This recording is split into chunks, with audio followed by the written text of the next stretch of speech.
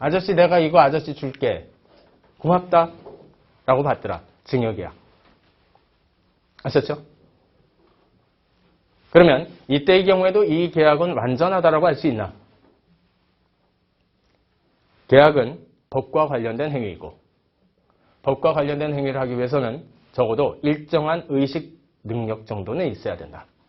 따라서 이때 만 2세 등 아기가 체결한 이 계약, 이것이 유효하기 위해선 또 다른 능력 하나가 더 필요할 것이다. 일단 권리 능력자이긴 하니까. 그래서 정상적인 법률 행위를 할 수 있는 능력, 이것을 우리는 의사 능력이 필요하다라고 얘기를 하고, 의사 능력이 있다는 소리는 사람이란 소리입니까? 사람이 아니란 소리입니까? 사람이란 소리다. 따라서 의사 능력은 권리 능력을 전제로 출발하는 것이다. 그런데 지금 이 건의 경우에는 만 2세는 정상적인 법적인 의미와 효과를 인식할 수는 없기 때문에 의사 능력이 없고, 이것을 다른 말로 의사 무능력자라고 하고, 의사 무능력자와 체결한 계약은 무효이다. 됐죠? 자, 이제 애가 커서 만 19세 정도가 되었다. 과거에 우리 민법은 만 20세를 기준으로 성년, 그 다음에 미성년 여부를 나눴다. 그러다가 민법 개정으로 최근에 만 19세를 기준으로 성년, 미성년 연령을 나누기로 했다. 그래서 이제부터는 만 19세 이상자면 성년자, 만 19세 미만자일 때 미성년자라 부른다. 그런데 만 19세가 되기 전에 만 18세 11개월 차.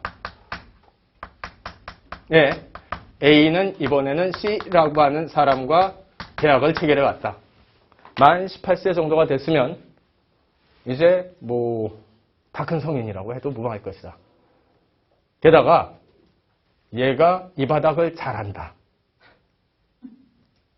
어렸을 때부터 일단 이제 거래 같은 것을 많이 했기 때문에. 자, 그랬을 때 미성년자가 이와 같이 마음대로 단독으로 유효하게 법률 행위를 해도 되는가에 문제가 있다. 만약에 해도 된다면 우리는 굳이 성년, 미성년을 나눌 필요는 없다.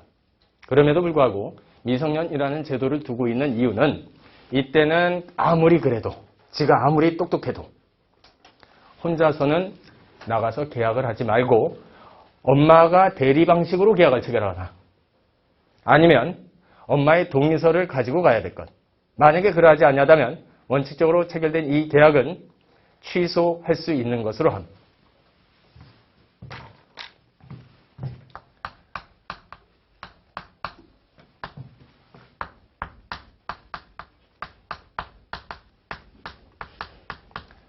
이렇게 제도를 만들기로 했습니다.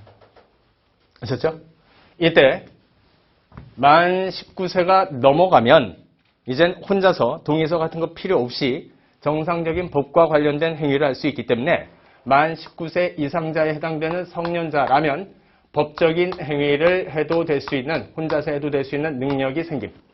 이것을 우리는 행위 능력이라고 이름을 붙입니다. 아셨죠?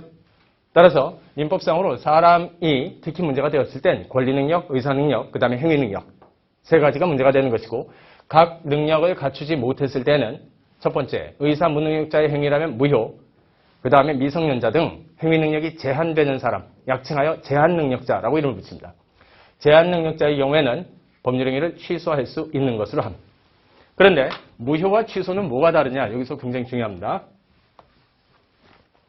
취소는 취소를 할 수 있는 취소권자가 실제 취소권을 행사해야 무효가 됩니다. 취소되기 전에는 아직은 유효입니다.